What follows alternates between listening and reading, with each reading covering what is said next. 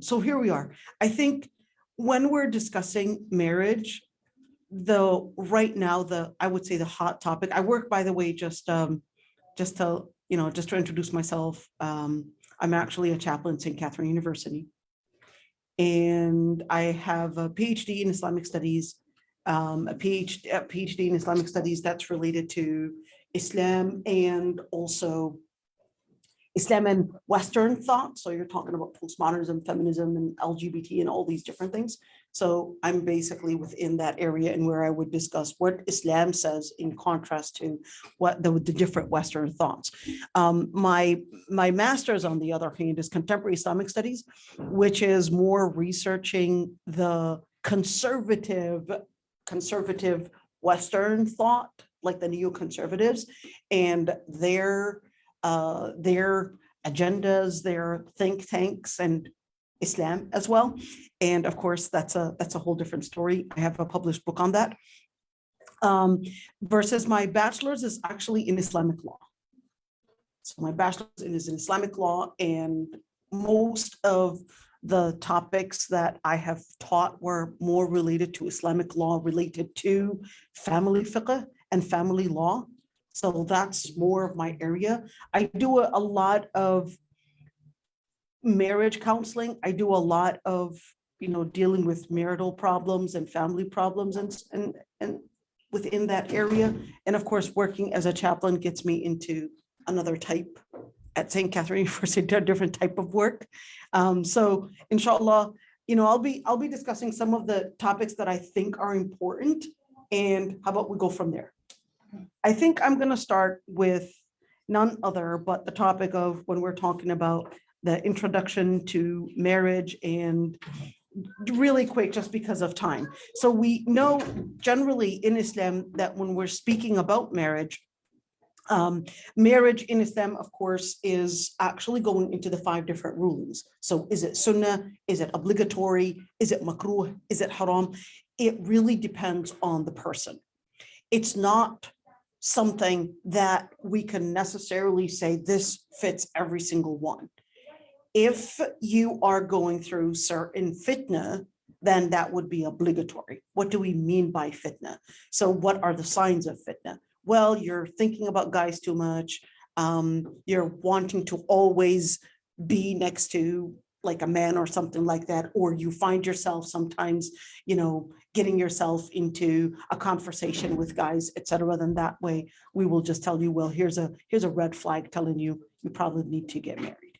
Why? Because that's a sign that your instinct or your pleasure is basically in this incline that's probably telling you, hey, you want to make sure that you're going into the right direction of making sure that you're in a halal relationship.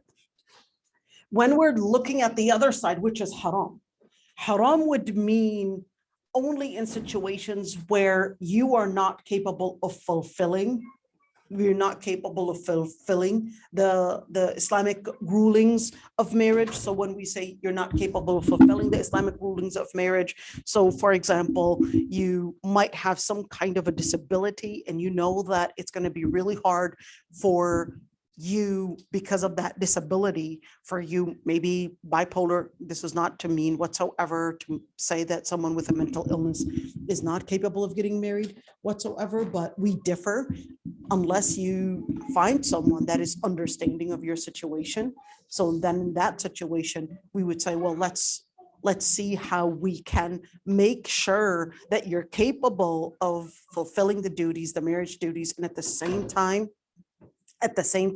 having that companion. So we won't just say it's haram and full stop, or end of the story right there, but we will say, well, let's look at the different circumstances. Can we help you figure out a way that can give you that Islamic aid in order to give you that support also with another person that is understanding.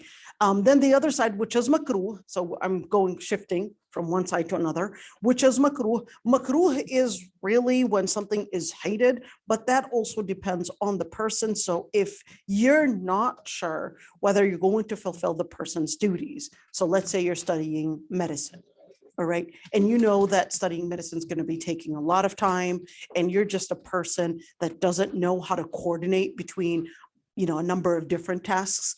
And you know very well that you've got, I'm just laying out different hypothetical scenarios. And you know that, well, your studies, your own personality, you don't know how to shift between tasks. It's kind of hard for you to actually fulfill all these duties.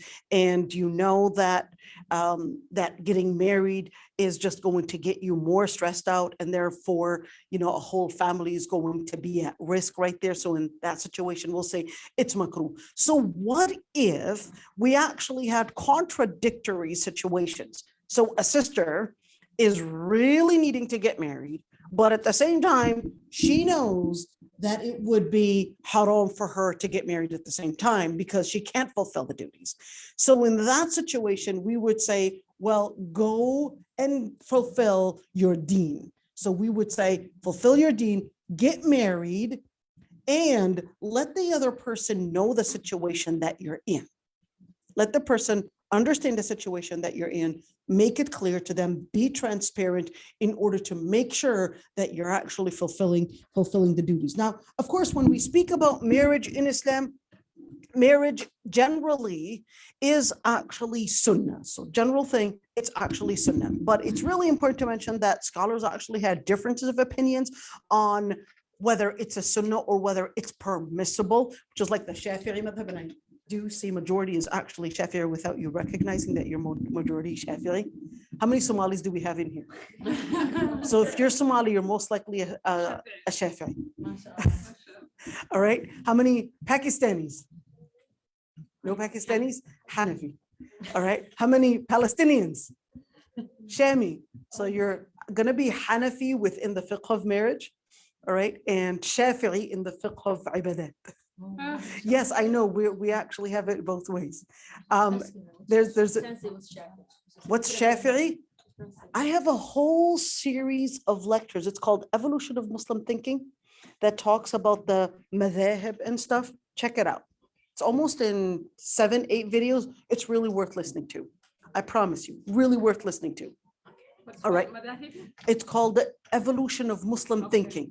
Evolution of Muslim Thinking. It discusses the different madhahib and how are they related? Are they in some kind of a fight with each other? How do we actually understand all this? So go to that. One thing I would like to say is that marriage is many times portrayed within the media like it is something that is going to curtail your success, that it's going to be something that's going to be taking out your freedom and eliminating your power, eliminating your freedom. And this is really important because right now, this is actually the feminist trend without us realizing. There's that rhetoric that's influencing a lot of the women and making women really afraid of getting married, and then feeling that, hey, I have to, what I have to do is making sure that I've got the degree first, making sure that I have all, it's not wrong to have a degree, but you could see that there is this feminist trend, this feminist rhetoric that is actually right now infiltrating the minds of even Muslim women. This feminist trend is not only infiltrating the minds of the West, but also the Muslim women. And at the same time, within our culture, you will see mothers that you've got, it depends on the culture. Some mothers and some families will push you into marriage to the point that it's not necessarily, so it's in both extremes. They're pushing you into marriage like you just have to do it now. You just got to do it. You can't delay it. And then you've got another extreme where, no, don't get married, not until you get your degree. We're not going to allow that. And many of those families don't actually understand the fitna and the different hardships that a lot of the women are actually going through, and the guys as well, going through within or on campuses. So should we support marriage entirely, or should we go against it? No, it's actually in between, and it's a case by case. It's a case by case thing. We don't necessarily encourage everybody, hey, just go get married. And at the same time, Okay. She's just zooming in. She's All right. At the same time, just as you don't necessarily just encourage every single person to just go get married, at the same time, to actually discourage the girls from getting married and basically fall within the trap of feminism, because feminism within its core is actually against marriage in the beginning. Marriage to the feminist thinking is nothing but a matter that will curtail women's rights, something that will cage women. And that's why feminists are actually pro-abortion, because they simply think, and actually Simone de Beauvoir herself actually did refuse. Well, she refused marriage from Jean Paul Sartre and considered that marriage was nothing but a cage. So just be careful with that idea that marriage is a cage and that marriage is going to curtail your rights. No, Islam actually encouraged marriage. And even when it discusses family, it's actually part of your instinct. It's part of your instinct. Do you know how to do it? Yeah, just did it. All right. So it's part of your instinct. Marriage is actually encouraged. When and what age is actually marriage encouraged in? So marriage in Islam is generally encouraged when the person reaches the age of puberty. So what does that mean? Is that the same for everyone? Like I said, it's not the same for everyone. And is it necessarily that, hey, if they're reaching the age of puberty, let's go and find them a husband, let's get them married. So when we speak about encouraging in marriage, well, that also depends on the situations that we're in. So what do we mean by on the situations that we're in?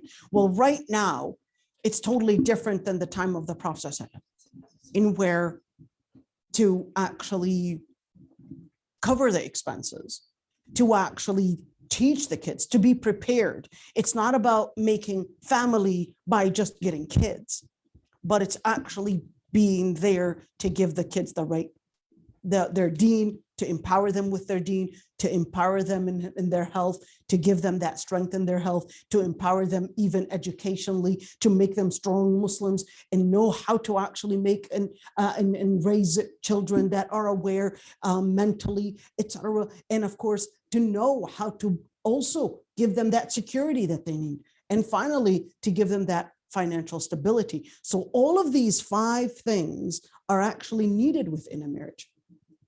So before, and that's the same thing. I want you guys to memorize this rule, DNAIM. All right, let me just, they don't have a marker. Okay, so yes, they do. So DNAIM. So this rule is extremely important, even when you want to discuss who should I get married to?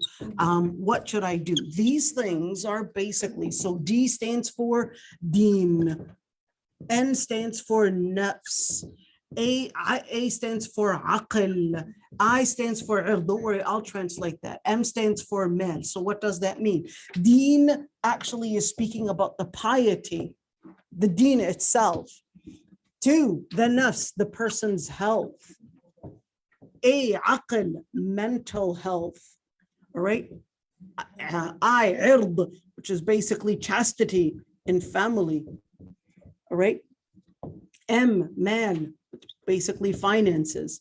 Now, when we look at these parts, we're actually discussing what is the most important thing that I actually need to understand.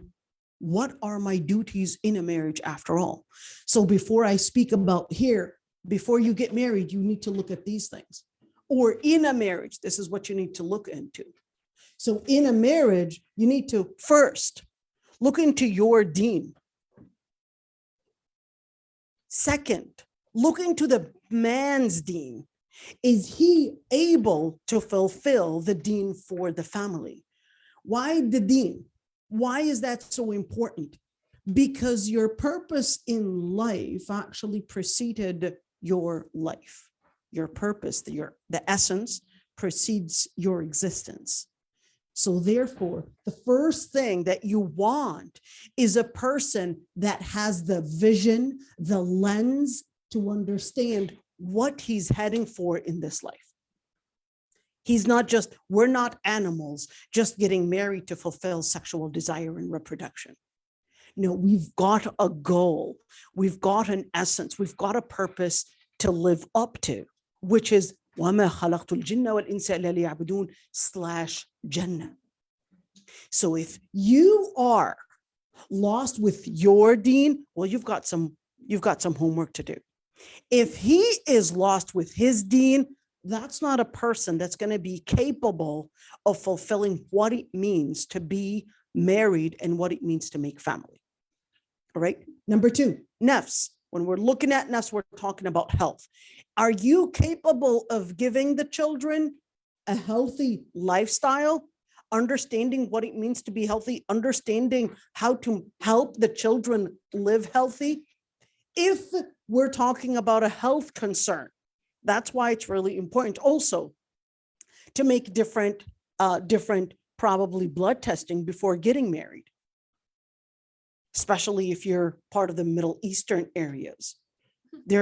No, this is real. This is real. Yep, this is real. We actually have thalassemia, a very common problem, not with the Africans, but with the Palestinians, Bilad al-Sham, Tunisia, all these areas, we've got a thalassemia problem. The Jews have a certain problem. The Africans have a certain problem. So it depends on where you're from. They'll actually tell you the most common problems, the most genetic common problems within. Stickle cells, something like that. I forgot what it was, but there are certain something with the iron, something like that. So you would have to.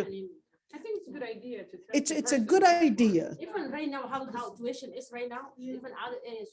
Absolutely. Well, here's the thing: is that it doesn't mean if you had a pregnancy of, let's say, over 120 days of pregnancy, even if you had discovered that the child has some kind of a disability, you cannot abort the child just because of that disability. And then there's further details on what type. Before that, first of all, they're not able to know before that anyways. Okay. They're not able to know before 120 days because that's when the different organs are actually, they're actually grown. Go ahead. Me and Ihsan were halaqah the other day, and actually I missed, but she asked me this question because I was not there. That one of the person who was giving the halaqah said that 2 times, because now what's going on, 2 times that you can determine pregnancies. If you get raped or you can. Yeah, you can. Yeah. It's actually not true. Yeah. Unfortunately, Yaqeen Institute and Reem Sheikh, they actually had written an article together that you can terminate the pregnancy because of rape. That is not actually true. So it's not that if there is rape, go ahead, just terminate the pregnancy like that. There are a number of different responses to it. Inshallah, I'm going to be writing an article to respond to that. I did actually send just a couple things to Umar Sulaiman to make it clear that what was said was actually not true. And it's not just an open entrance or an open exit to just, it's a rape, then therefore just terminate the pregnancy. That's not actually true. It's not like that. It's a case by case. It's a case by case thing. All right. So number 3 is the part about aql. So what does that mean? When you're looking at aql, you remember, because when we're speaking about deen, you've got a vision in marriage. So when we speak about marriage, we also need that mental health clarity. When we speak about mental health, whether the person is taking some intoxicants or etc., you want to make sure that this person is not under any of that intoxicants, any of those intoxicants. At the same time, when we're speaking about mental, we're not just talking about mental health from intoxicants, but we're also talking about mental health probably with different issues. You want to make sure that that person, and you have the right, and same thing, you have the responsibility. If you had some type of a mental health concern, that you should actually let the other person know. All right, whether that was depression, paranoia, whatever it is, OCD, PTSD, let the other person know. And the other person must let you know, because they have to know whether they're capable of dealing with such a situation, because it does have its impact and on the relationship, and of course on the dynamics of the family and stuff. So when we're looking at aql, we're not just speaking about it just from the health wise, but we're also talking about the education wise. The education side. Is this person capable of understanding and learning Islam and actually understanding how to fulfill their deen responsibilities? Do they understand what it means? Do they understand the different dynamics within the family and actually know how to apply it in a wise way? Why am I saying wise way? Because many times you might have some people that might even be religious, but not know that the text and the waqi', there's a certain thing that you have to relate. The waqi' means reality around us, and that there are certain things that you have to understand on how to apply the text on the reality that's around us. Number 4 is ird, which is family and chastity. So when we're speaking about family, you know what, Khadija, I'm going to give you, can you go into the Zoom and actually, or you know what, how about this? We'll actually give someone on there. So I don't know who to give it to. So, oh, you are? Okay, good. Okay, good. So when we're talking about chastity and ird and family, we're actually looking at a number of different things. Number 1, when we're talking about sexual health.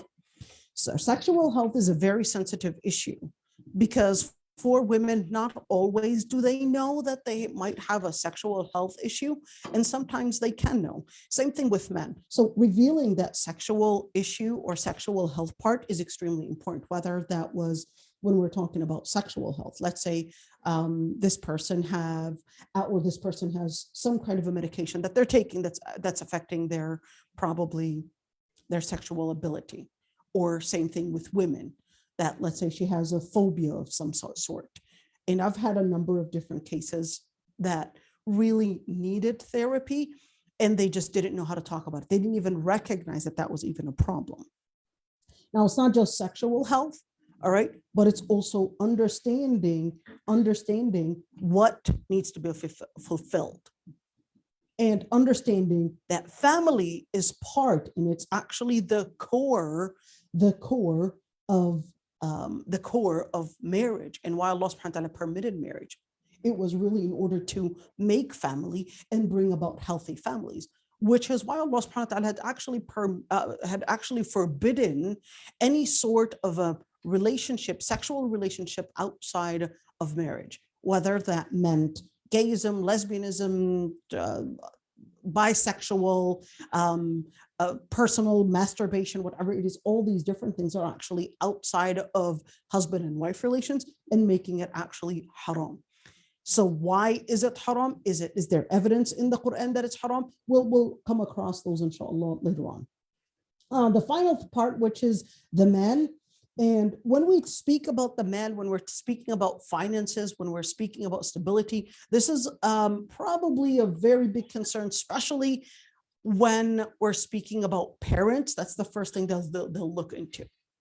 And rightly so. It is actually a very big concern. I'm not saying the deen is not, but when it comes to money and their ability to actually finance the home, and that's why it's really important to teach younger girls when they're actually going into a marriage, what it means and what it means to actually look at numbers and punch in numbers. Is this person capable of paying rent? Is this person capable of paying the insurance, capable of paying car insurance, getting a car, utilities, all the food, the different expenses within the household? Many times the girls, well, we'll support one another, and they end up really being short. And then it becomes, they didn't recognize that these numbers don't actually match what they had wanted to live as.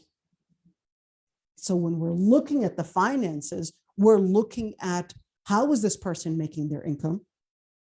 2, one very important thing before getting into a marriage is that you're not going to be able to know the person's future because you don't have access to it, but you do have access to one thing, which is their history.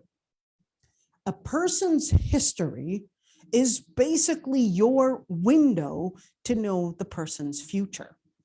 So what things should I be looking into? Well, the things that you want to look into, how does this person understand spending? How does he spend his money? Let's look into his bank account. You don't necessarily have to get access to all the bank statements, but just as when you go into probably, into some kind of a job, or sometimes or you want to do some kind of a business with someone, they might actually ask for your last 30-day bank statement. Why in the marriage don't we do that? Doesn't it make sense? Seriously, why don't we ask for a bank statement for the last 30 days of what, this is a marriage here.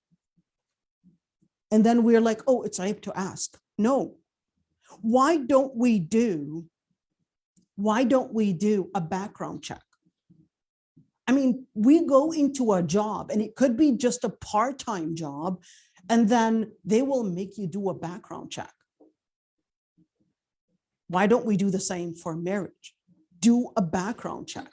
And what we do with a background check is not necessarily just a background check to mean just asking the people around, but no, do a more thorough background check. Because this is a marriage. A more thorough background check if they have real felonies, if they have, what kind of a background, and because that's your only way to knowing what the person's going to be like in the future. Yes, people do repent. Yes, people do change. But my only window to know their religious stability, their health stability, their mental stability, their chastity, and their mal is really when I would look into their past. So when we, of course, speak about marriage, it's really important to discuss marriage with your family, because they do have the experience to look at that and actually research the past and not get too emotional about it. Most of the times, the girl would come to me, they're just too emotional. This is the guy that I love. He's just everything. He has a job. How long has he had the job for? A year. But is a year really giving you an idea? He's only 21, and he's only been working for a year.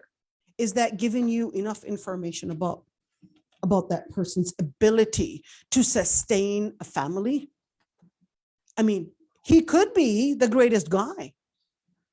I'm not saying he can't be, but I'm just, there are certain things that you really have to research before you put yourself in a marriage.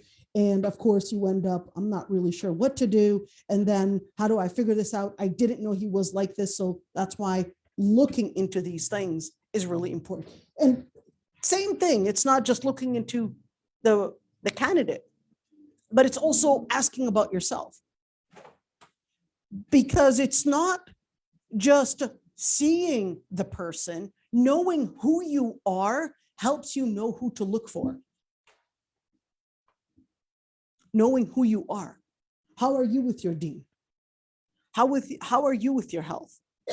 How do I know if I need to search something about my mental health? Are the people around you basically telling you that you need to get checked? Are the people around you, how long are you keeping friends for? If you're losing your friends fast, you might want to consider something. If you're losing your relatives, your brothers and sisters, you can't make a conversation for long enough, you really have to work on probably figuring out on how to deal with others. Some people are introverts, but at the same time, in a marriage, you can't be too introverted. You just have to know and recognize that there's somebody else that's going to be crossing your comfort zone. Your comfort zone is going to be a shared comfort zone right now. So there's something that you really have to know about yourself before you try to figure out the person in front of you. So take that time to figure yourself out. Research, ask the people around you, Ask your mother, ask your father, because they're the most ones that know you. Your friends will give you a very biased description because they're your friends because they love you. They're your friends because you click with them. Duh. All right. Let's look at the people that you don't necessarily click with. It can happen. It can happen. Why did they just get away? Just ask this about yourself. Why did they actually go away? Do I have to see something? Do I have to research something about myself? Okay.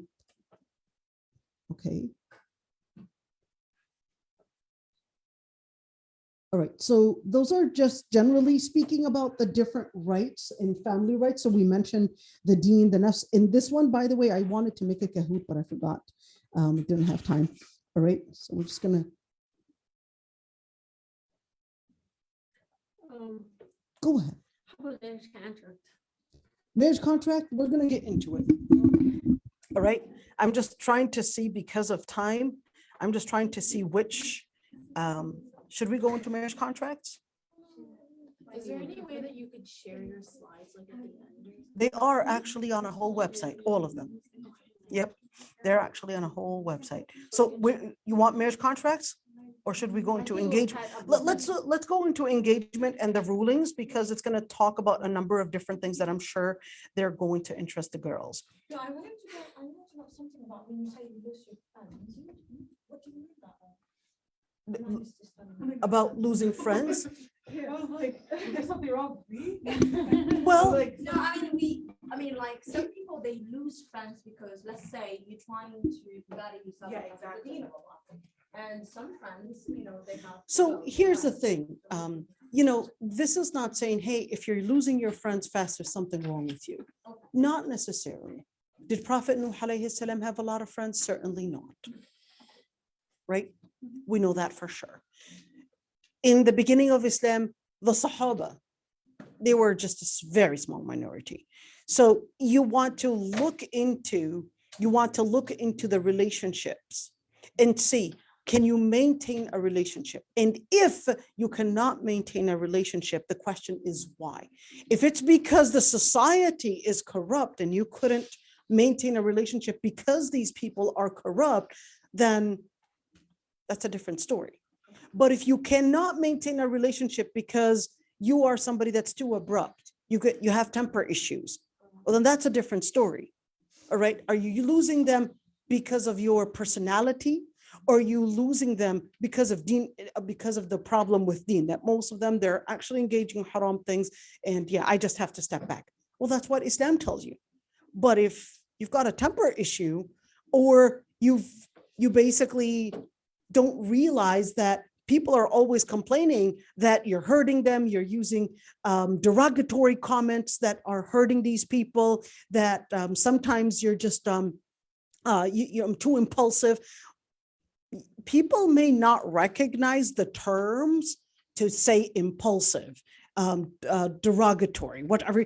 People may not recognize the terms, but you will see that people's like, oh, if you're causing troubles too many times and people are misunderstanding your intention too many times, well, you might need to work on something.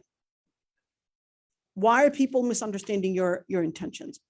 Are you not delivering your message right?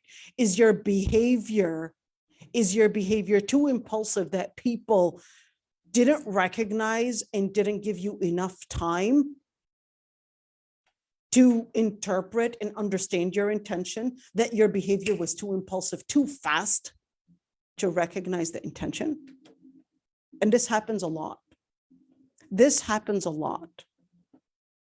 That many times, the person, they could be just too impulsive, but they have a nice heart.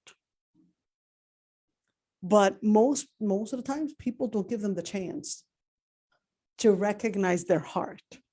They just step back. And hey, we're all guilty of that.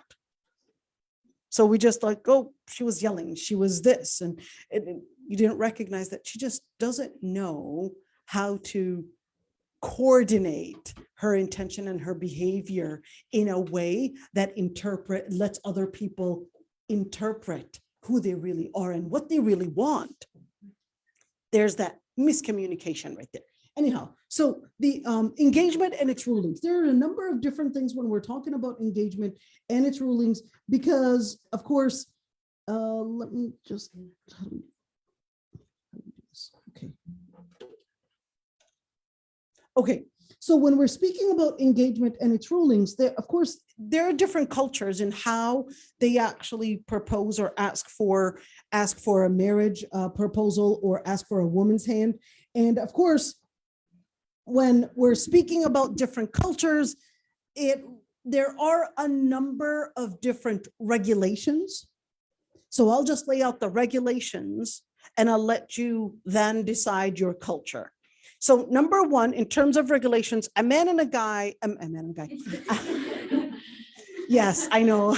In our times, this is becoming normal, unfortunately. A man and a woman, all right, they cannot be alone in a conversation.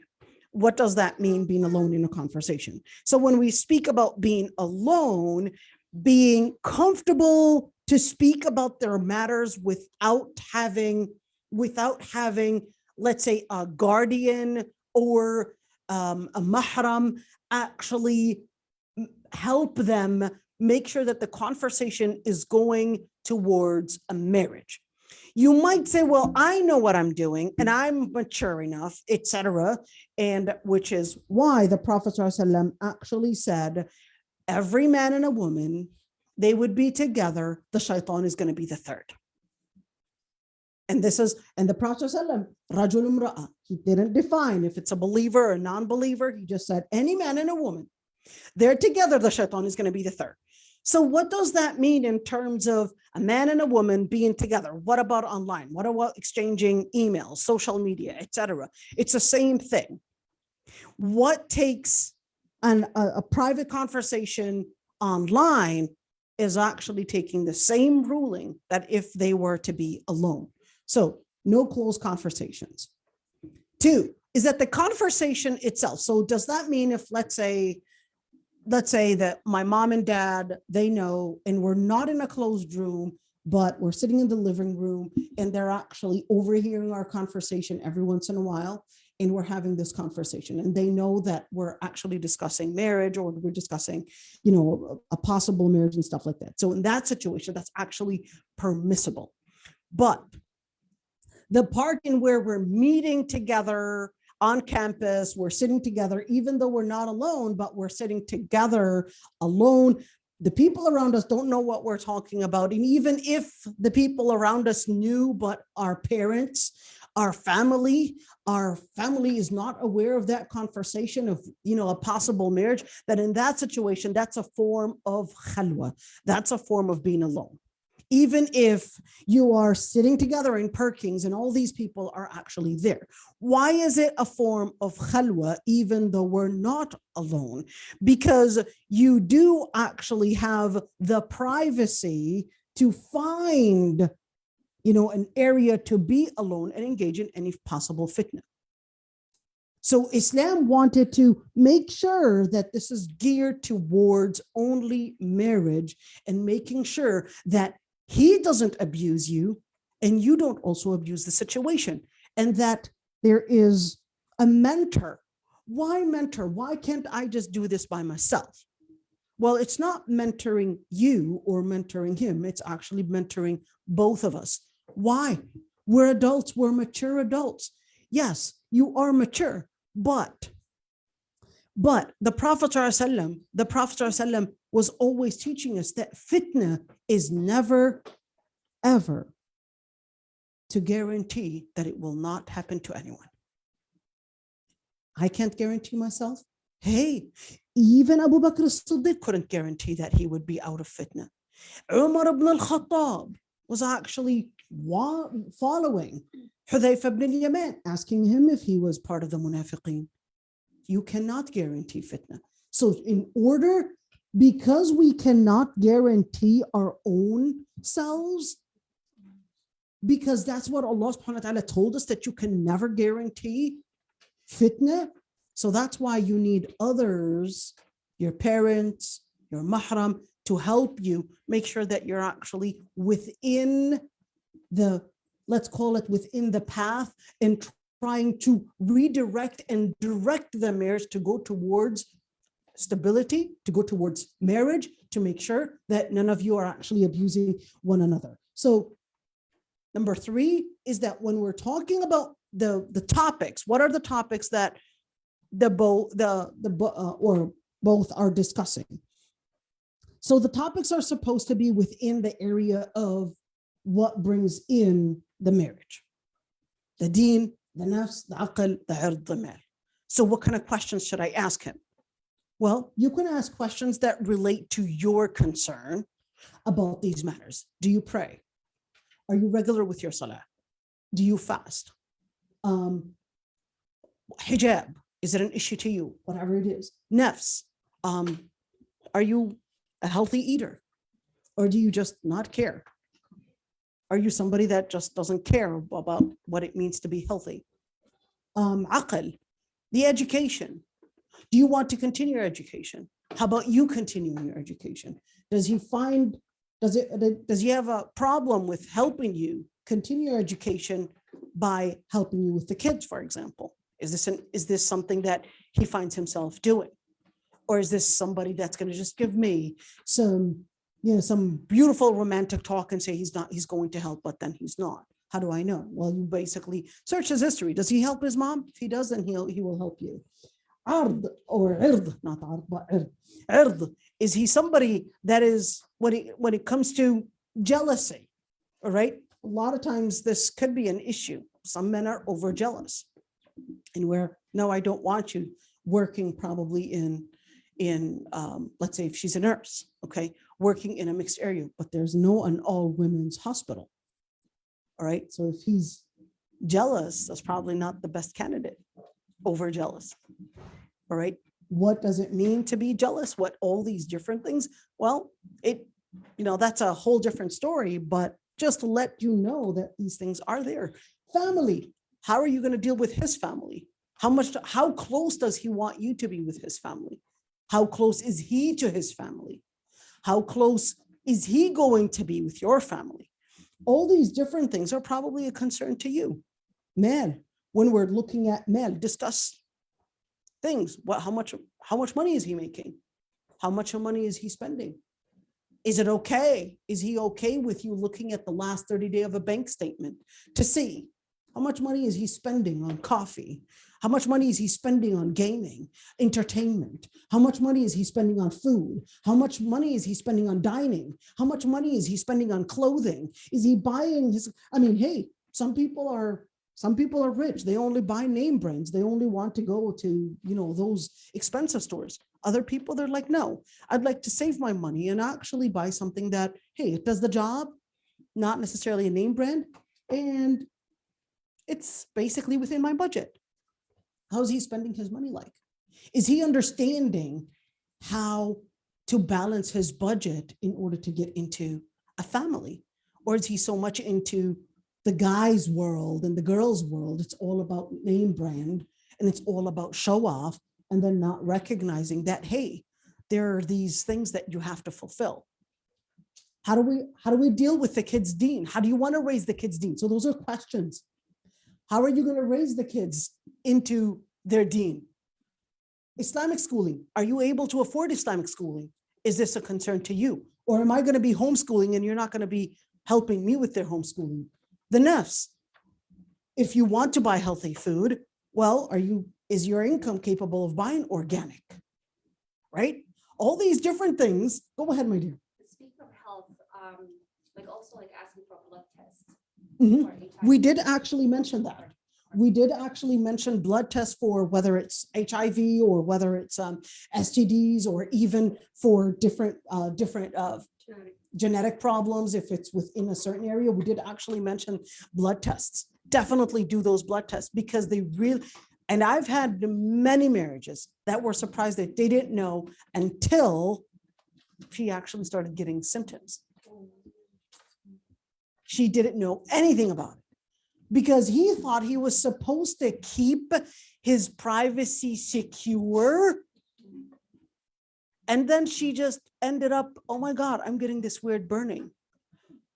Does your partner have another partner? No, he doesn't. But he didn't say that he used to.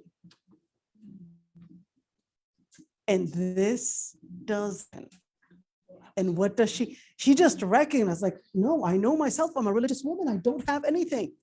I know I'm a religious woman. I can't get into any of this. Never got into any of this. There's no way. It's really sad. It's really sad, but it does happen. Go ahead, my dear. I don't know, I kind of feel bad asking this question. No, it's okay. Go ahead. So if a man approached me and he asked me for maybe doing the testing for STD, I might be offended, and I would feel the same if I would have asked that question. So how would you go about that? So here's the thing. Here's the thing, is that generally speaking, you don't start out with going that severe in the conversation from the beginning. All right. And it depends on how far. Same thing. Are you really going to ask about a bank statement when you just met this person the first time? Hey, I'd like to get a bank statement. Who's going to give you their bank statements from the first time? All right. So it depends how long the conversation has been. And it depends if there are areas of question marks, of red flags. All right. I'm not saying go ahead and always ask for STDs. I'm just saying if there are areas, if you happen to know that this person has a family history or has a history of himself, probably not, going the right path, unrepented, alhamdulillah, but hey, because of this issue, I'd like that. Well, hey, if he has a history, that's a different story. But if he doesn't have a history, it depends on the situation. It's not go ahead, ladies, and ask for that. All right. So it depends on the case that you actually have in front of you. All right. So this is, don't go ahead and just, copy paste my questions and start, throwing at them these questions and saying, well, the sheikh has said. No. It doesn't make it casual. Maybe it depends on the situation. It depends on the situation. It depends on the person. Well, absolutely. Absolutely. So absolutely. There's so many different things that actually, just keep that in mind. Let's say it that way. If a person has a history or stuff like that, and just keep that in mind. I'm not saying, hey, do the same and start applying these questions on everyone. Go ahead, my dear. So let's say, in terms of you saying the two husband and wife, I mean, not husband, the people who are talking to each other, some like culture, Somali. So some sisters, what they do is they go out with a person to have dinner or lunch or whatever it is. In a public place. In a public place. So that's why I mentioned Perkins. That's why I mentioned that, because I already know that. Starbucks. I already know that. No, I know, but I'm trying to understand, because some people, when you tell them this is wrong, they give you saying like, oh, it's a public. Everybody can see. So Like, that's why I explained it. That's why I explained that what we mean by khalwa is not khalwa, because there's al-khalwa al-fi'liya and khalwa al-hukmiyya. Al-khalwa al-fi'liya, meaning actual literal khalwa, in where here I am, I'm in a closed room with this person, and here it is, no one can actually come in. That's a khalwa fi'liya. But a khalwa hukmiyya, in where we're together in this restaurant, but at any time we want a more comfortable area, we could just go out together and actually go to the park or the car or whatever it is. All right. So so even if it's in the middle of a public place, but we know that we can, and that shaitan is actually with us, and that we are finding this comfort. The whole thing about closed door and all that is really letting these two people know that they're actually safe to do what they want, to speak of what they want, to, have the moment of shaitan being with them. Is that actually possible when we're in a public place in a public place, but we're sitting together, even though it's a public place, of course it's possible. And I've actually had cases like that. They were sitting together and then invited her to his apartment. And hey, I'm just, trying to give you support and etc. And actually, it's real. Are they actually in khalwa hukmiya? This is a khalwa hukmiya. So whoever says otherwise, and it's really sad. It's really sad to see right now, people that dressed in shuyukh and speak like shuyukh and even that. And it's right now we're in probably the most time of fitna in where you really don't know who to trust, especially if you didn't study Sharia, you're going to be lost. And he's speaking like a sheikh. He's got a beard, and the attire. And let me see, he's got that thing on his head. He's looking fine. That's the same thing. You're seeing hijabis. She's a hijabi and she's dancing in a gay parade. Oh. This is real. This is real. And she's a Muslim activist. This is real. So you have to learn your deen to know who really has the ilm in the deen and who really is giving you the right fatwa. Go ahead, my dear. Would it be okay to go in public places but have your mahram with you? Yes, it is. So it'd be fine if you wanted to do your. Oh, absolutely. If your brother was with you, of course, not Yusuf, he's still young. All right. Not, we're talking about. You don't have to expose him. So if your brother is old enough, all right, and so it's not like, he's old enough and he knows that he's my boyfriend. This is not what we're talking about. We're actually talking about where there is a marriage being discussed here. So we're not, and that actually takes me to the other topic, is that what we're talking about, as long as there's no marriage contract, any type of romantic talk is not permissible. If there's no marriage contract, any type of romantic talk is not permissible. Even if that was speaking about not necessarily romantic per se, we're not sharing love and etc., but it's somehow describing, let me say, a romantic emotion. Speaking about her eyes, his eyes, whatever it is, the six pack or whatever it is, okay? Like this is not speaking about the pillars of marriage. You're here trying to somehow flirt, all right? So any type of a flirtation is not permissible, not from him and not from you. And not from the girl, of course. Go ahead, my dear. If it's not about marriage, can you just have like normal guy friends that you don't like, but just as friends? Can you have normal guy friends? So if it's in Islam, it is actually totally impermissible, it's totally haram to have guy friends, and the relationship with men should be really limited. 1, to serious talk. 2, it should only be limited to necessary times. So it's not like, hey, we're having a conversation and chatting, and I just happen to like the way guys speak about different political issues or whatever it is. No, you can't have a conversation with men unless there is a necessity. Here it is. I'm going to see the doctor, or I'm basically, my coworker.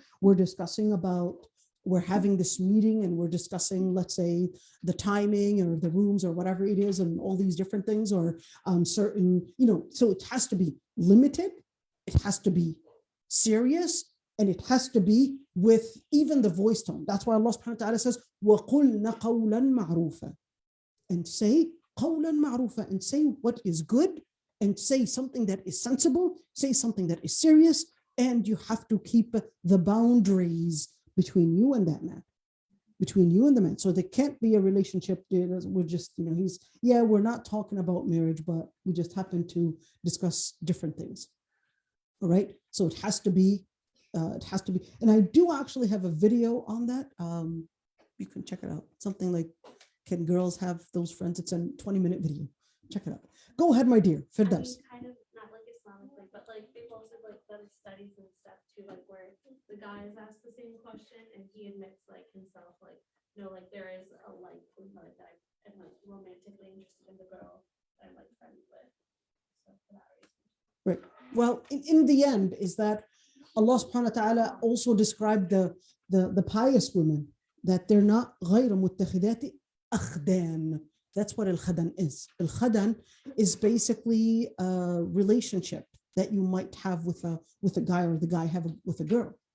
Every single relationship, it basically starts, zina just doesn't happen like that unless you're going to a certain place.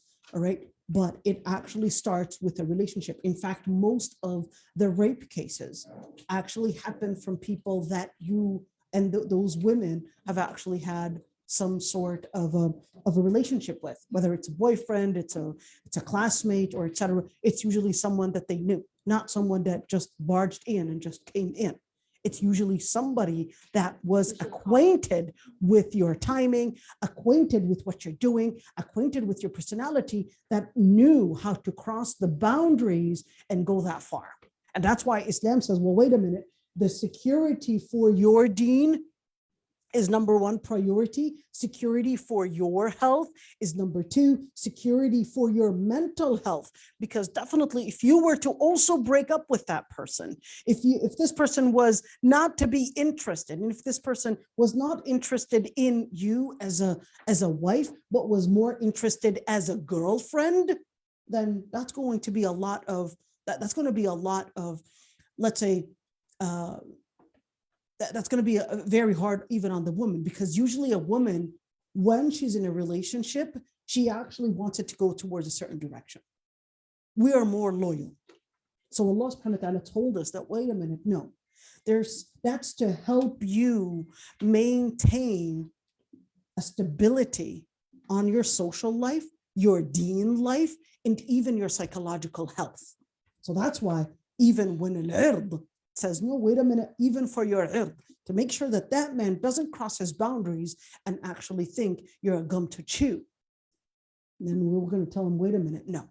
So when we speak of hijab, hijab is not just a garment to wear, but it's also a behavior to put in implementation.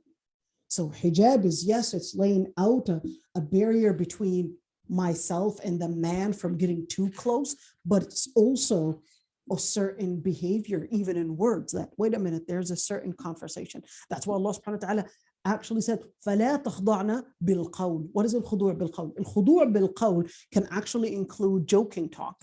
الخضوع بالقول can include talk in where, flirtation type of talk.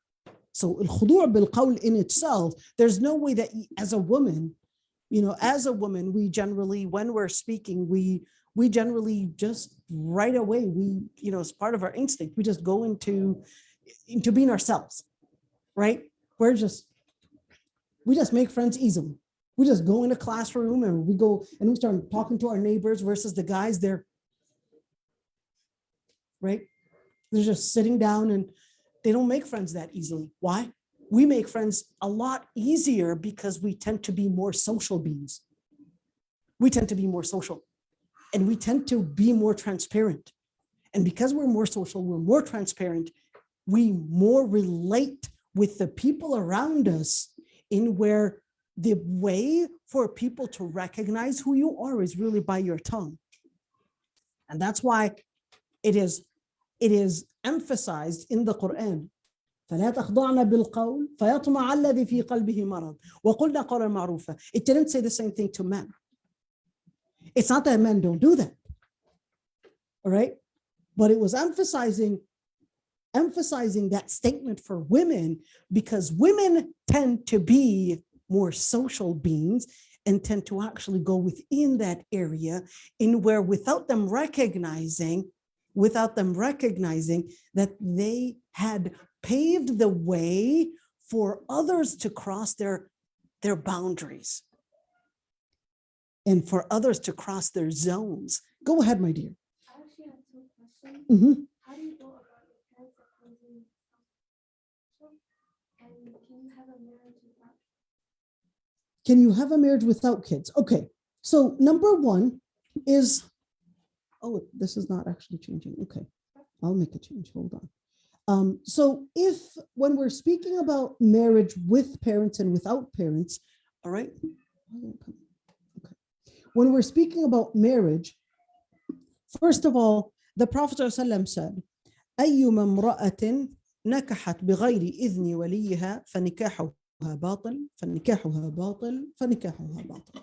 The Prophet ﷺ said, any woman that gets married without the consent of her wali, her marriage is invalid, invalid, invalid. He actually said it 3 times. So what are the things and how do we understand? And you know what, that's actually, hold on, that's actually a whole slide that I actually prepared, even though I wanted to actually get to. All right, we'll get to that later. I can call her. Caught who? Separate, fix it. No, don't worry, I know how to fix it. I know how to fix it. It's just an issue of, do I want to jump into that slide or Okay, not? I see that. I thought she was trying. No, do I want to jump into that slide or not? All right. See, you want me to fix it? You want me to fix it? Here we go. I thought she was doing something, so she making Nope. stuck. There we go. It's just an issue. Do I want to jump into the slide or not? Because the other slide, I still didn't finish it. So when a wali refuses the marriage, there are a number of different things when we speak about qualifications. Okay. What are the qualifications to look for in a man? Yes, the deen, the aql, the nasta'ir, the mal. But here's the one thing, is that there's actually more to finding a man than just these. Let me give you an example. This is real. All right. I was doing my undergrad and my mom, she suggested that we would go and visit the ranch that we were living in when I was a kid. So we go, and the lady, there was a lady, a Bedouin lady that was in the area. They happened to have a tent and actually a whole, goats and sheep and all that. So here I am, I'm basically sitting with this Bedouin lady. And she tells my mom, is your daughter married or not? At the time I wasn't. And she said, she's not, but she's actually trying to pursue her degree. And she said, pursue a degree? What for? What is she going to do with it? How about this? I have a better deal for you. My son is already married, but he's looking for a second one. Wait, and we'll be happy to give her mahar, 60 heads of sheep. And my mom was like, how do I explain this to her? So my mom said, my daughter, we don't want her to be far away from us. She said, oh, simple. I'll build her a tent right up above. Right on. Simple. So my mom was like, well, she wants to continue her education. She was like, you know what? Let me tell you one thing. I don't know what is up with these girls looking at a white sheet of paper with black stuff on it. She can just simply have her own beautiful tent and 60 heads of sheep. And I'll teach her how to milk the goats, and I'll teach her how to milk everything and make butter. It's really easy. And my mom was like, well, she doesn't know how to make the bread. And she was like, easier than ever. I'll let her. Exactly. And she was like, my son prays, and mashallah, he's very strong. And he is married to already 1, and he can get married to 3 more. And I was like, oh, that's encouraging. 3 more. And the aql. And she's like, he's very wise. I said, okay. She was laying out the different things. It's like she actually knew this in mind, subhanAllah. And she was like, and he's very family oriented. Male, 60 heads of sheep. Exactly. And I was like, well, how are we going to make the 60 heads of sheep? She's like, oh, we'll teach you how to milk them. We'll make cheese, and we'll sell the cheese. Good deal. You missed out. That's going to be the money. Exactly. Now, here's the thing, is that the reason why I said this example is that there are circumstances that actually may also be included, which even the fuqaha did consider. So, for example, the background that you're in, girl living in the US, working on her degree, for example, doesn't speak fluent Somali for sure, all right? Trust me, a Somali old woman would consider that you don't speak fluent Somali, right? I remember when a Somali older woman in one of the classes, and exactly, and she was like, oh, you know nothing about Somalia. You know nothing. You girls grew up here and you know nothing about Somalia and you know nothing about that life. So she was like, okay, all right. Anyhow, so what I want to say is that things like your background, education, even legal documents are all things that can be considered as well. Language, even when we're speaking about your status. So what do I mean by status? Well, she's, a rich girl. She's not used to living with 60 heads of sheep. All right. She's a rich girl. She's a royal person. All right. She deserves that kind of a lifestyle. Now, here's the thing. There you go. Exactly. Now, the other thing, and this is actually considered, and Ibn Taymiyyah was actually one of the most important scholars to actually point that out. Now, this is the majority of scholars. Madhab Hanafi, on the other hand, listen to this, just so that you will not get a wrong fatwa, like there are many wrong fatwas that many are actually doing. I'll lay out what you might be hearing and then give you the correction. All right.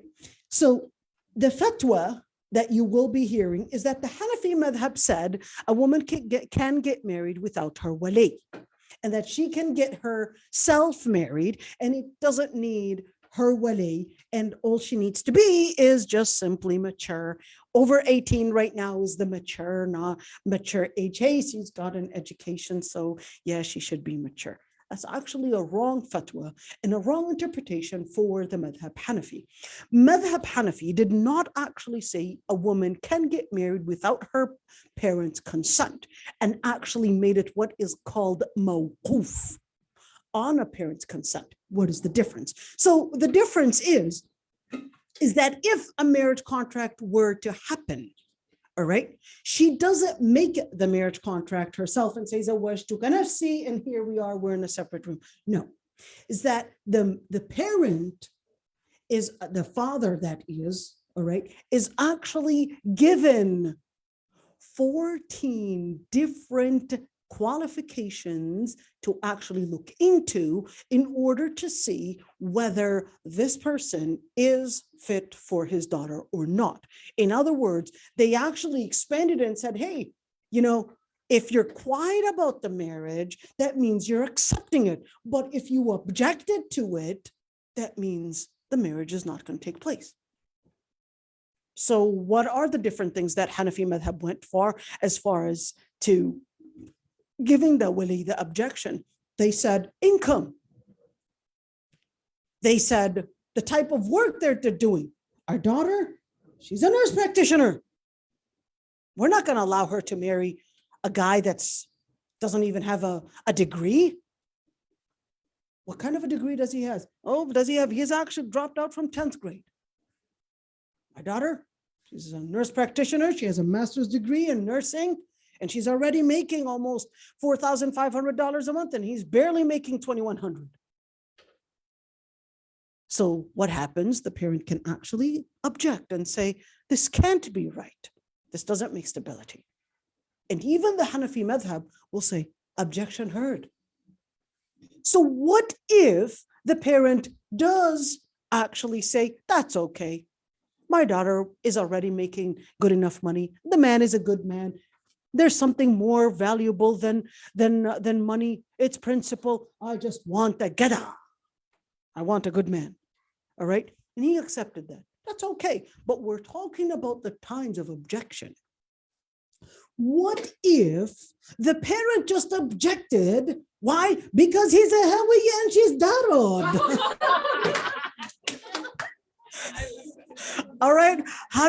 with this. So generally speaking, that's actually not permissible. The Prophet ﷺ actually said, "Da'uha ka'innaha muntina." Leave it, as it will cause division within the society. Using this qaba'il type of the qabil type of division is actually creating divisions within the society. Alhamdulillah, it's getting better, but it still is there. I'm very familiar with it. All right. So in that situation, what if the father is just objecting? No, there's no way. We have a whole history of a civil war between these two tribes. We can't let that happening.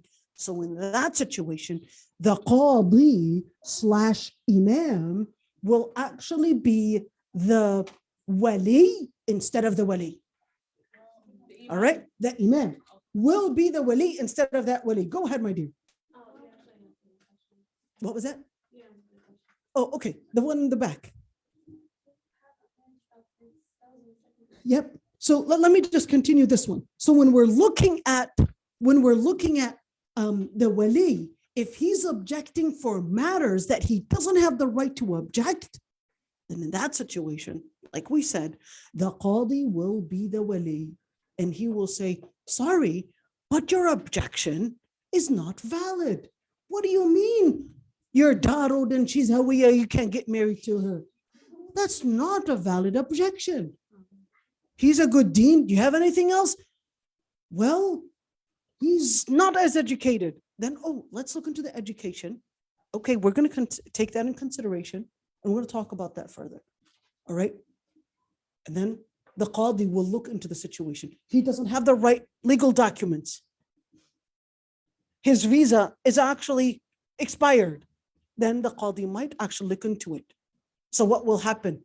The qadi will talk to the girl and say, my dear daughter, he's got a point. Your dad actually has a point. And it happens many times where the daughter might actually insist, no, you don't get the picture. He's just objecting because he's a different qabil. But he's saying, well, no. Forget the qabil part. We're just saying his visa expired. You know what that means?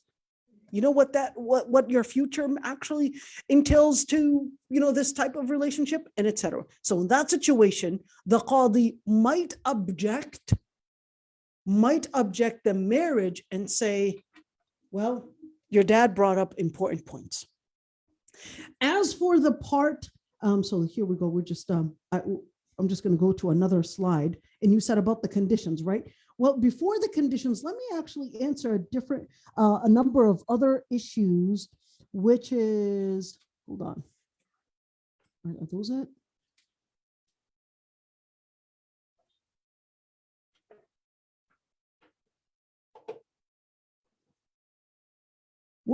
Here's the slide that I was actually doing before. So in terms of what type of conditions are we allowed to actually put within the marriage? All right. So in terms of conditions, when we're talking about the conditions, they're actually in different categories. So what type of conditions are actually allowed in Islam in general? So let's say she wanted, so here we go. Can you guys actually see it? Yeah. Oh, okay, hold on. Gotta close that one. Do that one. Okay, here we go. The kinds of conditions. You got 3 different kinds of conditions. Number 1 is a condition that's parallel to the contract and the core of marriage in Islam. What does that mean? Put a condition that, hey, that you would treat me kindly, and that you would take care of me, and that you would spend on the family. The utility bills are all on you. That's actually a condition that's parallel to the core of marriage. Hey, this is like marriage, so of course. The conditions that contradict marriage in Islam and the main idea of marriage. Now what does that mean? For example, that you would not have kids. Well, marriage is actually about having kids. But what if she has a health condition that she can't bring kids? In that situation, that's permissible. What kind of a health situation? For example, a health condition. She probably has maybe blindness or maybe schizophrenia. She has to take certain medications. If she were to take those medications and she has to take those medications, if she's taking those medications and she gets pregnant and she's not taking contraceptives, she might actually have a child with a disability. So in that situation, they tell her, oh, you can't have children. So in that situation, that's a different story. So if we're looking into a case where she can't, but if it's, oh, everything's normal, I just don't want kids because I just don't like kids. I had 9 and 10 brothers and sisters and I'm already sick and tired of them. All right. I answered that. I've seen a lot of young girls that are like, I don't want to have kids. I just want to be married. Yeah, that's It's that. like literally the So here's the thing. The reason to it, Bisharo, a lot of this without us recognizing, by the way, without us recognizing is that a lot of times the society may actually indoctrinate us towards certain ideas. And part of that is actually from the feminist rhetoric, from the feminist indoctrination, in where kids are a headache and the media is always putting it there. Kids are a headache. When you get kids, it's going to basically be the obstacle towards your success, the obstacle towards your freedom, the obstacle towards a beautiful body and etc. And you're going to get stretch marks and all these different things. And then women start hating to get children, but Islam actually encourages to get children. Why? Because with children, one, it's part of your instinct. It's part of human instinct, animal instinct to actually have children. Now, why? Because even the Prophet ﷺ had actually mentioned that part of your dua to be answered, or even during the grave, part of the things that will actually be the deeds to go after, even after your death. The Prophet ﷺ, in the hadith, he actually said, إِذَا مَاتَ ابْنُ آدَمَ قَطَعَ عَمَلُهُ إِلَّا مِنْ ثَلَاثٍ. If the son of Adam dies, 3 things will only remain to increase their deed. And he mentioned, وَلَدٌ صَالِحٌ يَدْعُو لَهُ, a pious child that's making istighfar and dua for them. So this is one thing. Number 2 is that the effort that you put in raising a child is actually worth more than any leadership job you're doing. You can speak about all leadership. You can speak about working for the community and doing for the community and doing all these different things. But there's one thing that Allah subhanahu wa ta'ala blessed the most, which is when you actually work on raising a child with salah. Raising a child is actually part of you raising yourself. The children will recognize, you'll start, I want to do this so that my kids will recognize that I'm doing it. The children will correct you. The children, I don't mean correct to mean, lacking adab, correctness, but I mean that you will start correcting yourself. You will start doing certain things just so that the children will recognize this adab, so they will do it. It will be a blessing. It's a blessing. Right now, you're young to think about children, all right? You're young to think about children, but down the road, inshallah subhanahu wa ta'ala will bless you with a husband, a pious husband and kids. Conditions that Islam was idle on and may have some benefits for one side. So for example, when, let's actually go to a number of conditions parallel to the contract. By the way, when we're looking at putting a condition that the husband may not get married to a second wife, which one is that? Is it parallel? Is it contradictory? Or Islam was idle on? All three? They can't be all three. Let's go back to it. Is it idle on? Is it contradictory to marriage in Islam? Or is it idle on? It's actually idle on.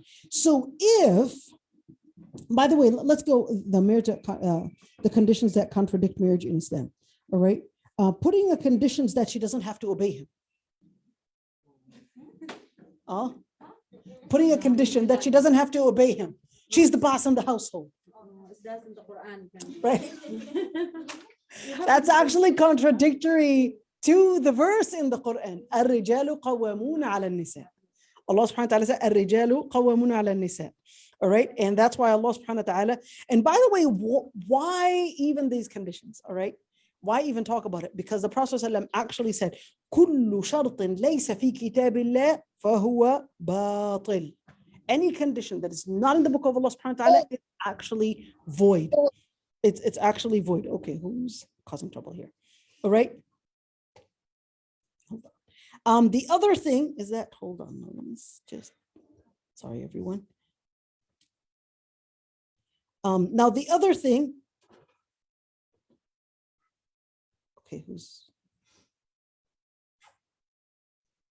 someone, can you guys actually, oh, you can see it. Okay, so any condition where it contradicts. So what about conditions like, for example, that he would not get married to a second wife? Is that permissible or not? All right. Those are conditions that Islam was idle on. Okay. But here's one thing. So let's look at these conditions. Not to leave the US or a certain state, not to get married to another woman, to continue working, continue her education. Those are actually conditions that Islam was idle on. In other words, didn't necessarily say it was halal or haram, but scholars still had differences of opinions on them. Why? Islam was idle on. Why would they have differences of opinions? Well, here's the reason. Because the Prophet ﷺ said, كل شرط ليس في كتاب الله فهو باطل. Every condition that's not in the book of Allah subhanahu wa ta'ala is invalid. So some scholars understood this statement in a literal way and said, there you go. You make a condition, it's not in the book of Allah subhanahu wa ta'ala, it's going to be an invalid condition. Other scholars, they actually understood it metaphorically and said this doesn't mean literally if the condition is not there, but this is actually talking about that if the condition contradicts the maxims and the legal maxims and the principles of marriage in Islam. You see the way they understood it? And which is why it's really important to understand is that it can happen that you can have, for example, a proposal, and you would say, well, you would agree that you don't get married to a second wife, all right, for example, or you would allow it not leave the US and that we would stay in the US, all right? Now, here's the thing, is that if you are concerned about that condition, all right, make sure that he is on the same madhab in terms of that condition. Got it? Because he could be on a different madhab, that those conditions are just promises, not a condition in the marriage. You understand what I'm saying? Yeah, so my question is going to that, the second wife. Let's say if he gets married to a second wife, the condition is that I would want to get a divorce if that happens because my mental health. Just an example, right? Then does that, because the divorce is So generally speaking, anyways, all right, anyways, regardless of whether you put the condition in the marriage contract or not, you do actually have the right anyways. If an injustice were to happen, you do have the right to seek khulur and divorce and leave the marriage. No one can force you in a marriage that you don't want. Do I recommend, for example, if the husband got married to a second wife, that you would leave the marriage? The answer is not too fast. Let's see how he's capable of handling both families and see all the different situations and stuff. Don't go too fast. Is it heartbreaking? It's heartbreaking. Whoever said it wasn't. Whoever said it wasn't. Are the chances in a polygamous marriage of being unjust more than a monogamous marriage? Absolutely. The biggest evidence is where Allah subhanahu wa ta'ala is actually telling you, what does that mean? It's basically Allah subhanahu wa ta'ala is telling you, if you fear that you won't be just, why? Because there's a high chance of you not being just. And he'd say, if you fear of not being just in a monogamous marriage, but he did actually say it in a polygamous marriage. Why? Because the chances and the probability of being unjust, of committing some form of oppression in a polygamous marriage is more likely. Is more likely. So you see it in speaking of which, most of the times they will lay out that, hey, the conditions to get married to a second wife, they will most of the times will be laid out. And I will find that in the most of the books of fiqh, is that he has to be capable financially, and he has to be just and basically give them that distribution in fair nights. Can't take one. Well, wait a minute. Here's the thing, is that I find that contradictory to the principles and the legal maxims in Islam. Because is a human right a roof on the top and food to eat and clothes to wear? We're not animals. In Islam, when we speak of social justice and when we speak of human rights, that actually speaks of, one, maintaining the deen for the wife and the children. What does it mean to maintain deen? Maintaining deen actually means you have to be capable of maintaining what they need to maintain their deen. So if you're living in North Minneapolis and that area is not probably the most secure area, well, you have to actually buy and be capable of affording a safer area for them and making sure that they also have a place to practice their deen in, whether it's masjid or whether it's an Islamic school, or whether it's be able to afford an Islamic environment, or even if that meant even further special tutoring if needed. Two, maintaining their nafs, their health, be able to afford their health insurance and be able to make sure that they're eating healthy and fulfilling their things, not living on EBT, because that's your responsibility. Three, maintaining their aql. If the wife is basically, women, they differ. She's going to have a mental breakdown. You can't just say, well, yeah, she'll get over it. Who cares? Your responsibility, the husband's responsibility, to maintain also the stability in a mental health for the children and for the wife before considering to get married to fulfill another woman's mental health and all that is also a necessity. This is human rights.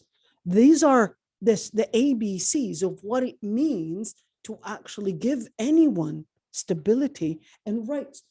Five, or also the ird, maintaining the wife also in chastity, giving her what she needs to maintain chastity, and also the family, giving them a spacious home to make sure that they're capable of being secure, of finding a safe home to be in where they're secure and away from different fitan. And finally, the man, to be able to live also in stability. So all these things are actually part, not just in polygamy, but this is also part of monogamy. This is part of this is the ABCs. Even when you want to discuss, what are my responsibilities towards my children? Here we go. This is laid out. Let me what's your name, sweetheart? Zamzam. Go ahead, Arusa.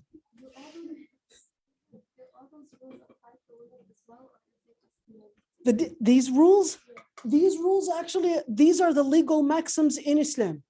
Even if you were to discuss anything in fiqh, the DNAIM is the simple ABC rule in Islam.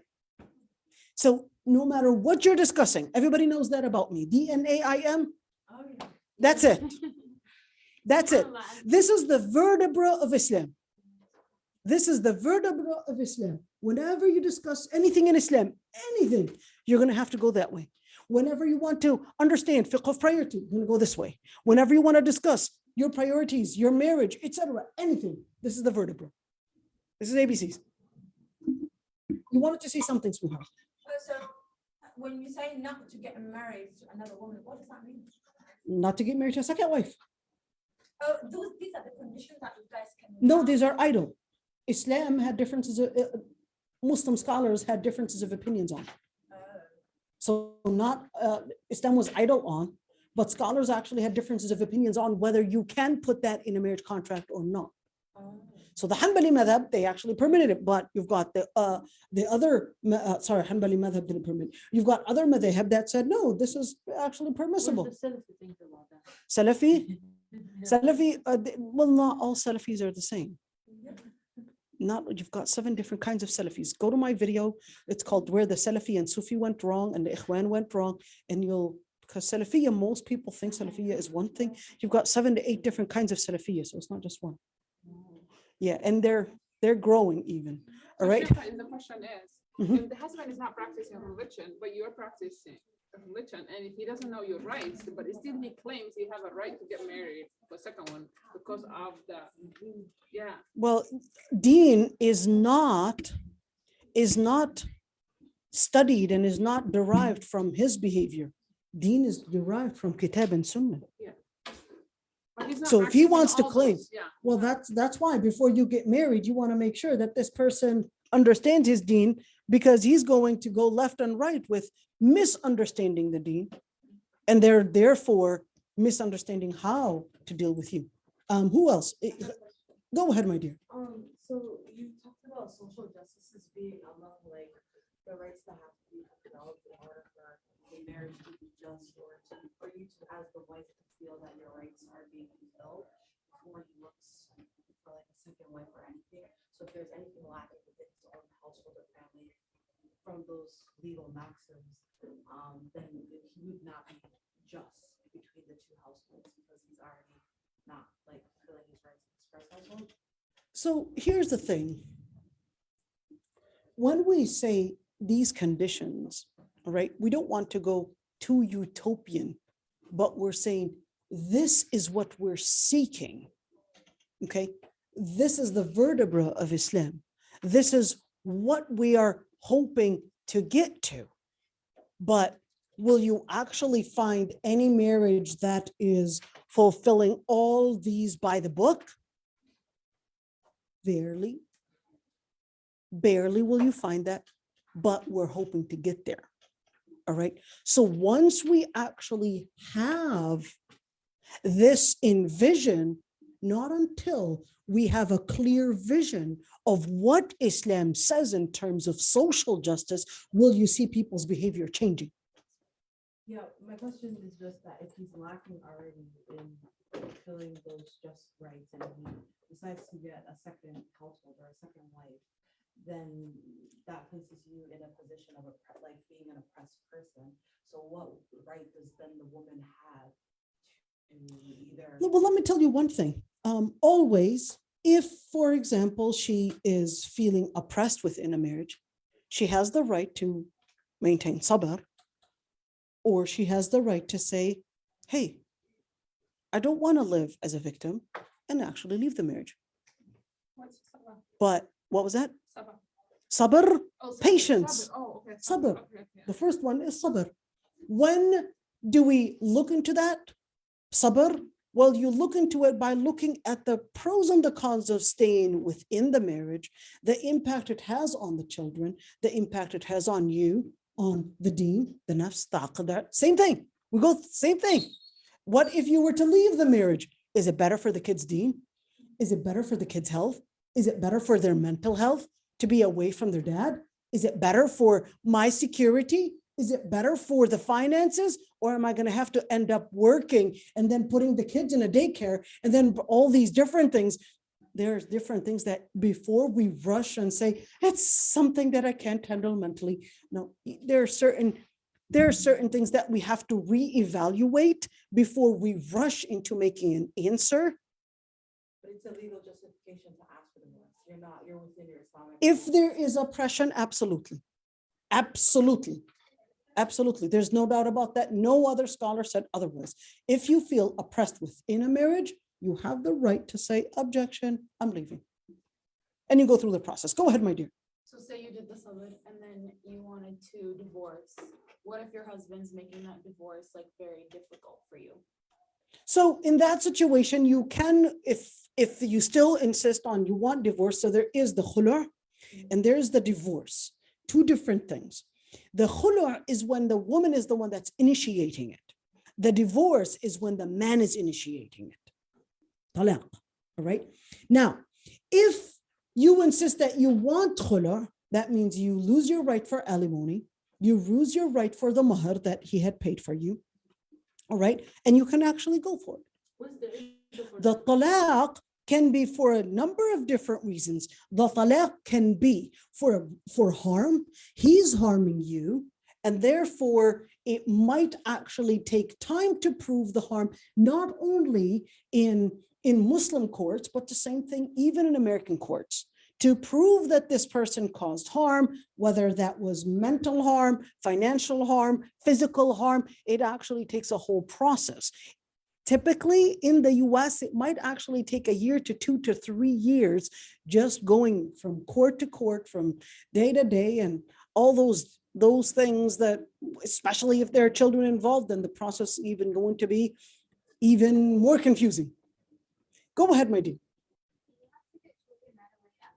Oh, absolutely not. Can you use contraceptives? You can use contraceptives to delay pregnancy. That's permissible.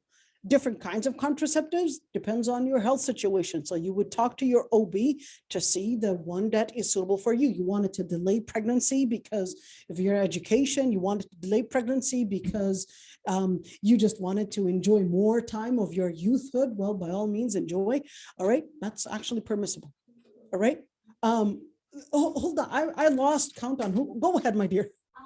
So wait, did you say that like, so if a woman is asking to leave the marriage because she's undergoing depression or she feels like her rights are not being met, then she is like, the guy does not have to still be liable for like her mahr and. If she goes for khulu', yes, he won't be liable for her mahr, won't be liable for alimony. But if she proves that it was a divorce because of harm that he has committed, then he will be liable for the alimony, liable for the mahr. I have a follow-up question. Go ahead. So like I'm a domestic violence advocate, right? And some of the Muslim women that like I've worked with, they've had this issue of like where Islamically, they have their mahr and everything written out on their nikah contract, but most American state courts don't recognize the nikah contract as like a legally binding. No, there are right now, Anoka County and Ramsey County right now do actually, and I've actually worked with the courts, with both Anoka County and Ramsey County, they do actually take the marriage contract, the Islamic marriage contract, and the mahr, not the dowry, the mahr. They do actually take it as a legal thing and a legal debt that she can ask for. Ramsey and Anoka County. I've worked with both courts, and right now it's actually part of the legal system. Hennepin County, not yet, but inshallah, we're working on it. I've worked with some lawyers to actually work on that and make it something that is right now by law, she can ask for it.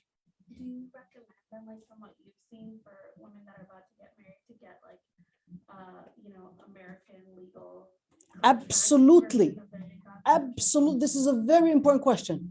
Absolutely. I always recommend, do not get married until you get a legal marriage contract through the county, just to make sure that when things don't just turn out the way you want, that you actually have the support, the legal support, because Islamic imams, the court, the Islamic court, Islamic imam, we don't have an Islamic court, so the imam acts it, they have zero power. They have zero power. And in that situation, first of all, no masjid is allowed legally to make any marriage contract without getting the marriage license. This is number one. No masjid is allowed to do that. And if any masjid is caught doing that, they will get a citation. That's number one. Number two, and I'm not talking about, Islamically they are, they're permitted. But I'm talking to you about, the legal part. Number two is that when getting a marriage contract, they would actually ask that you would have a legal contract before coming to do it with the imam. Number three is that I always don't recommend any sister to get married just in the masjid. Things can shift all of the sudden, and then you will have no backup. And it depends on the county that you're living in. They might not actually take those in consideration, those Islamic marriage contract in consideration. And it might just be, according to the government, just a boyfriend-girlfriend relationship. So then would like the American legal contract version of the that is like a premarital, like a prenup? So which one? Say it again. So like, taking your legal contract and making it legal and like legal stuff. Right. Is that going to be like a prenup? It's going to be like a prenup. It's going to be like a prenup for sure, because when you go into the Islamic contract, when you go with the imam, all right. So what the system, when you actually go to the county and they just basically, have your ID and his ID, and it takes almost 3 weeks to actually get that marriage contract, etc. So that's more of nothing written, but yeah, these two are in the process of getting married, or these two are married. That's it. So whether it's taxes or whether it's property, whatever it is, so then that's a different relationship. But when you go into the Islamic marriage, that's when, if you want to write certain conditions, you can, and all these things. Will the American court always take the conditions that you had actually put in the marriage contract in consideration? No. Just to let you know. Not always. It depends on the contract, it depends on the condition, and it depends on the county. Not all counties have the same family court system. All right, did I answer that one? But definitely do not get married without getting that marriage license. Definitely do not.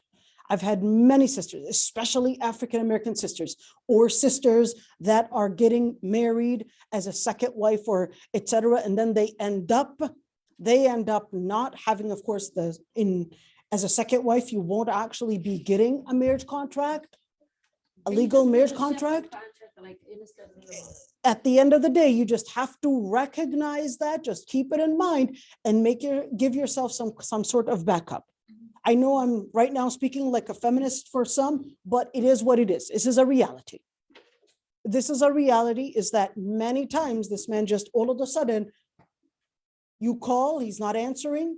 The sheikh will call, he's not answering. And all of a sudden, he's not paying. He just leaves the apartment, leaves the home, you're calling, and he's just not answering. He just went to another state.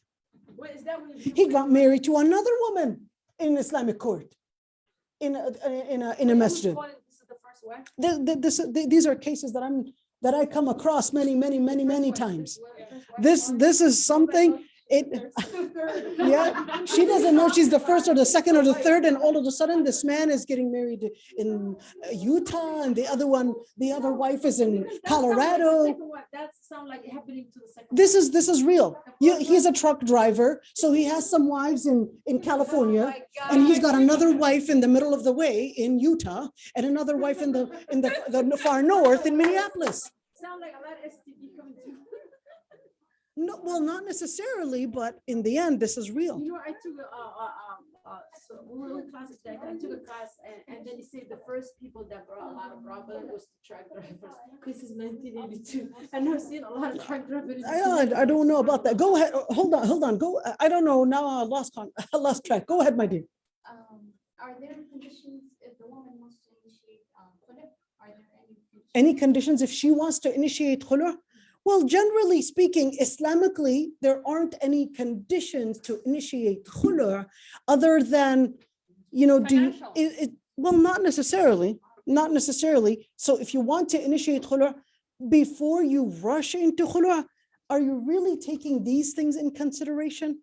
Like the deen, the nafs, the aql, the ird, the mal, all these conditions in consideration. So many times it's like, oh, I just don't like his attitude, and just leaves. She got 5 kids here, 5 kids involved.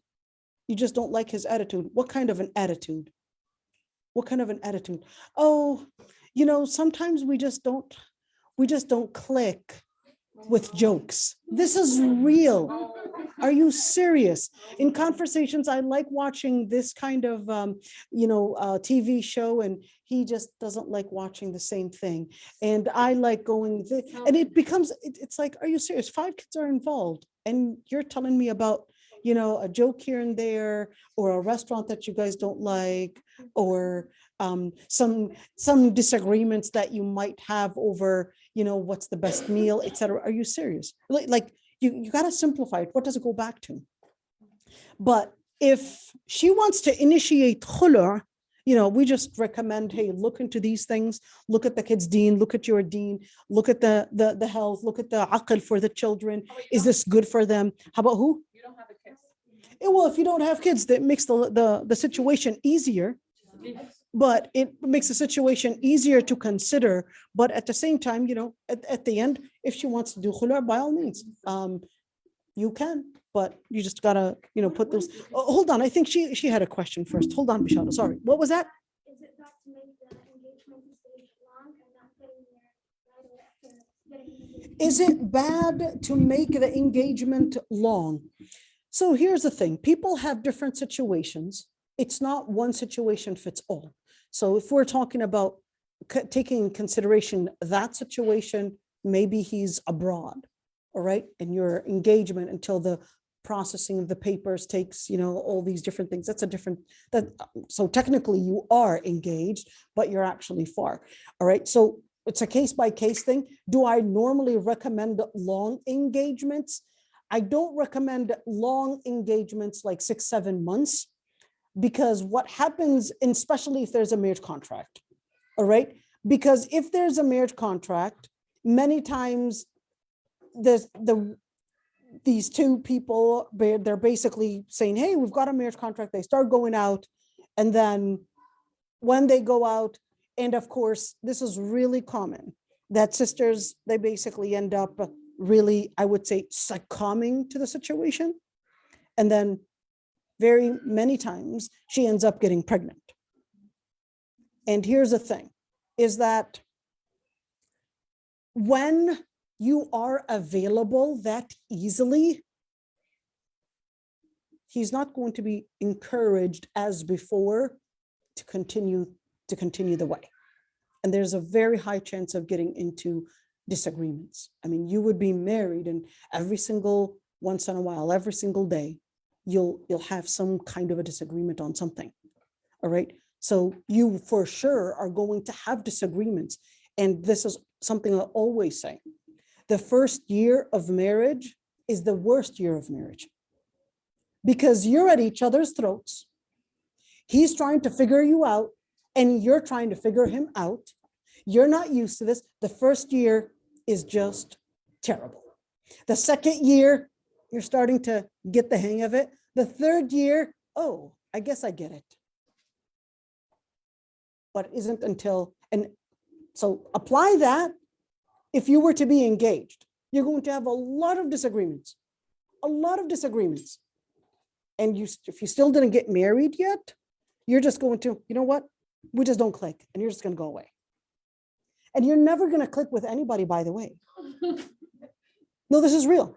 There's no way that you're just going to click with anyone entirely. You're going to have some disagreements. I'm going to say a funny thing. My husband comes from a different culture, and I come from a different culture. So one time he calls me, he was at a gas station. He was like, you want me to get you anything? I was like, give me a donut. And he was like, which one? I was like, a donut that you would never eat. And he really got me the donut that I want. A donut that you would never eat. You know those old-fashioned donuts? Yeah, that's my favorite donut. But to him, he, it's stuffed and all that stuff. And I'm like, oh, go ahead. I wanted to say we will be having questions and Oh, will we? Okay. from 6 to 8, 5 to 6. Okay. So we have a clock strike. Oh, okay. All right. So she's basically telling me leave. I just have one question, like seriously, it's like.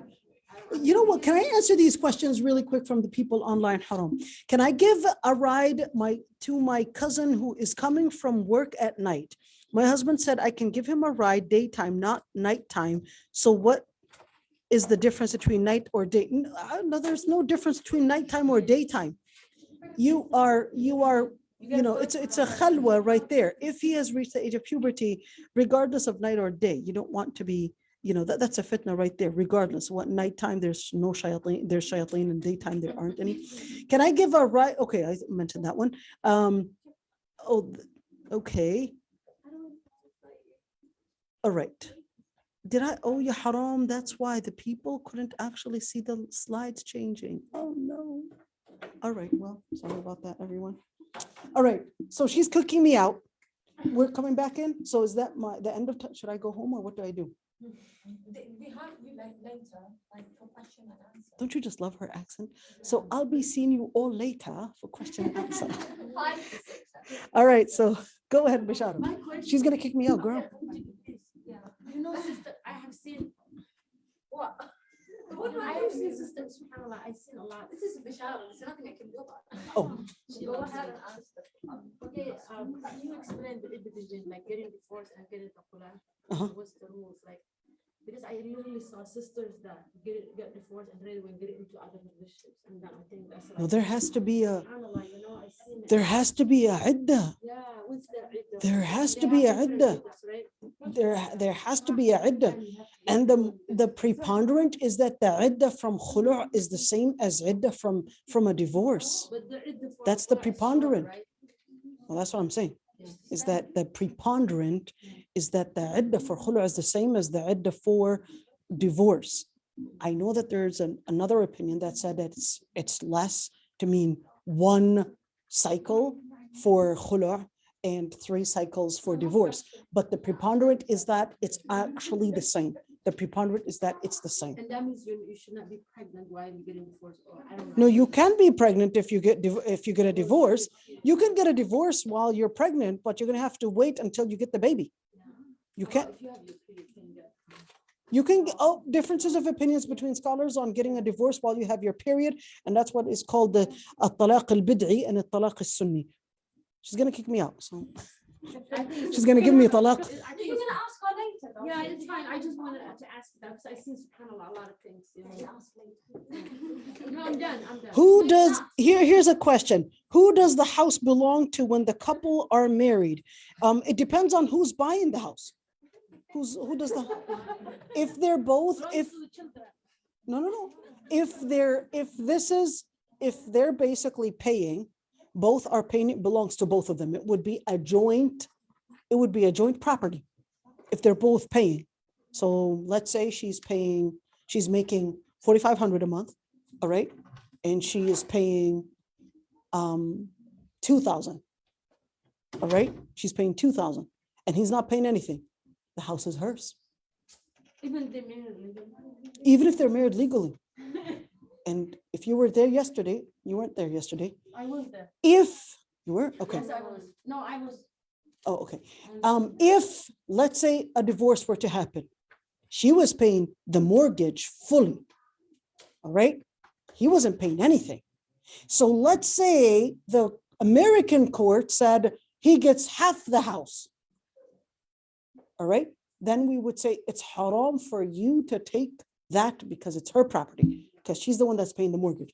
But if they're paying, he's paying 1,000, she's paying 1,000, it becomes a joint property. All right, a joint property. And then in case of a divorce, they can either buy each other's shares or they could sell it and then 50-50, they'll figure out how to make their resolution be fair. All right, but it doesn't necessarily mean that it's household just like that. It depends on who's paying for the house. All right. Assalamu alaikum everyone, and jazakumullah khairan, and Allah barik fiku, and wish me luck and keep me safe. Do you have a card? Do you have a business card? Or Do I have a business card? You know put what? your number, email on the board if you don't mind.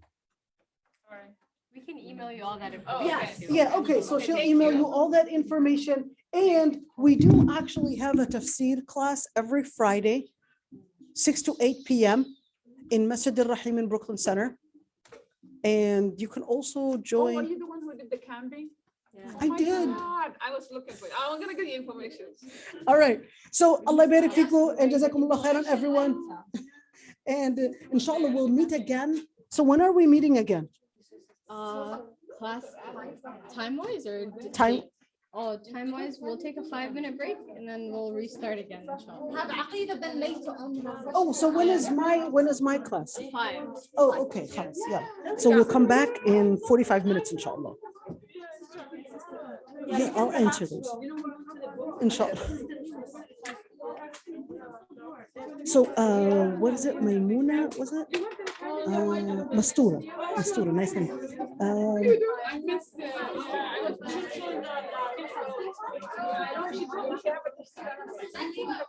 So, we'll answer that one, Mastura, inshallah at 5. Inshallah, remind me.